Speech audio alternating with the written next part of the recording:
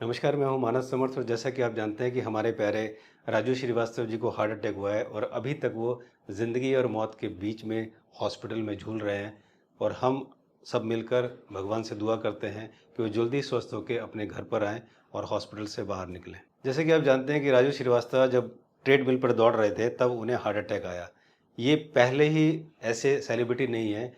इसके अलावा बहुत सारे सेलिब्रिटी हैं जिनको इस तरह से जिम में या दौड़ते समय या किसी वजह से हार्ट अटैक आया। मैं यहाँ पर ये आपको बता दूं कि आजकल हज़ारों केस ऐसे हो रहे हैं, हज़ारों लाखों युवा जो हैं वो हार्ट अटैक की वजह से या बहुत कम एज में हार्ट अटैक की वजह से लोग मर रहे हैं। लेकिन क्योंकि ये सेलिब्रिटीज़ हैं तो इनका पता चल जाता है और बाकियों का पता नहीं चलता।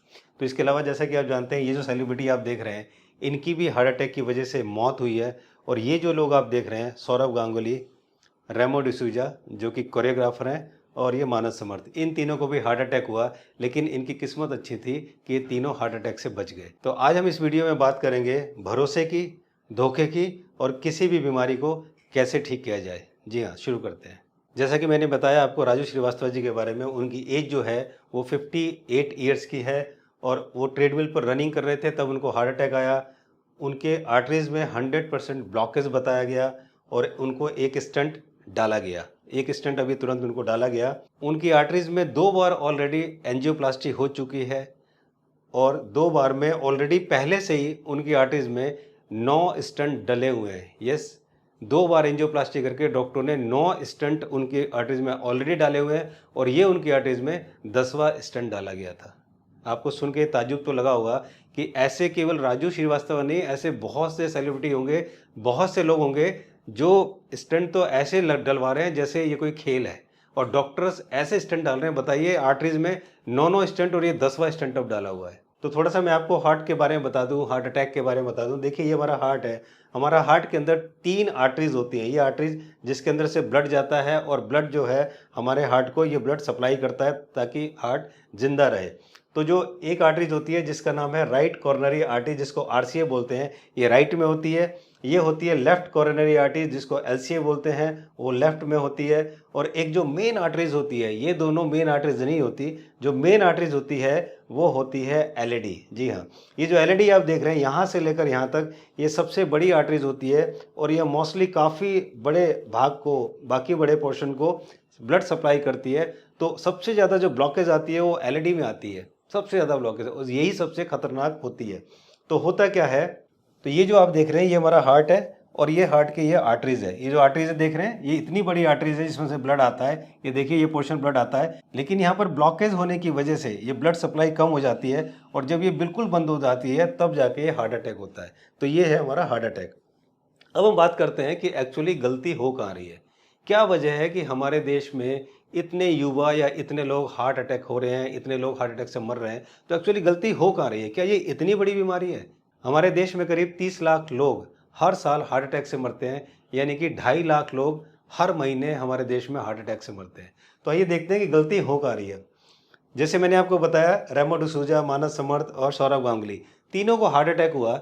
लेकिन ये जो 2 लोग हैं, रेमो डिसूजा और ये सौरव गांगुली, इन दोनों ने चॉइस किया एलोपैथी की और ये दोनों एलोपैथी में गए। लेकिन जब मानस समर्थ की हम बात करते हैं तो मानस समर्थ की आप देखेंगे तो उसके आर्टरीज में 3 ब्लॉकेज थी, 70 to 80%, 70 से 80%, 90% से ज़्यादा और तीसरी थी 60 to 80%। तो ये 3 उसके आर्टरीज में ब्लॉकेज थी। अब मेरे सामने भी 2 चॉइस थी, एक थी भारत पैथी और दूसरी थी एलोपैथी। तो अब आप सोचेंगे कि ये भारत पैथी क्या होता है? भारत पैथी का मतलब है आयुर्वेद या नेचुरोपैथ। जी हाँ, नेचुरोपैथ या आयुर्वेद, इसको मैं बोलता हूँ भारत पैथी। तो मेरे सामने जो ये चॉइस थी तो मैंने इसको चॉइस को चुना और मैंने एलोपैथ को ना चुन के मैंने भारत पैथ को चुना। और मैंने डॉक्टर विशु राय चौधरी के बारे में सुना था, उनके डीआईपी डाइट के बारे में सुना था। उस समय पढ़ते पढ़ते मैंने जो हमारे अमेरिका के जो एक्स प्रेसिडेंट हैं, ये बिल क्लिंटन, इनके बारे में पढ़ा, इनके बारे में सुना कि इनको भी हार्ट की बहुत प्रॉब्लम थी, बाईपास सर्जरी हुई थी, काफ़ी सारे स्टंट डले थे। उसके बाद ये प्लांट बेस्ड फूड पर आए और आकर इन्होंने अपने आप को ठीक किया। इनका इंटरव्यू भी पड़ा हुआ है, यूट्यूब पे आप देख सकते हैं। तब मैंने सोचा कि मैं भी इसी तरह से अपने आप को ठीक करूंगा। और उसके बाद आए मेरे जीवन में डॉक्टर विश्व राय चौधरी और उनकी डीआईपी डाइट, जो कि प्लांट बेस्ड डाइट है। तो इस डाइट को मैंने पढ़ा, मैंने सीखा, मैंने जाना और इसके बाद जब मैंने इसको अप्लाई किया अपने ऊपर, मैंने अपनी सारी टैबलेट छोड़ दी, सारी दवाइयाँ छोड़ दी और अपने आप को ठीक किया। आज 3 साल से ज़्यादा हो गए, मैं बिल्कुल ठीक हूँ और मुझे कोई प्रॉब्लम नहीं है। तो अब यहाँ पर ये आप ये भी कह सकते हैं कि आपने अब क्या रिपोर्ट कराई, अब क्या ठीक है? रिपोर्ट कराने की कोई ज़रूरत नहीं है। अगर आप दौड़ रहे हैं, भाग रहे हैं, सारे काम कर रहे हैं, आपको कोई प्रॉब्लम नहीं है, तो आप बिल्कुल ठीक है।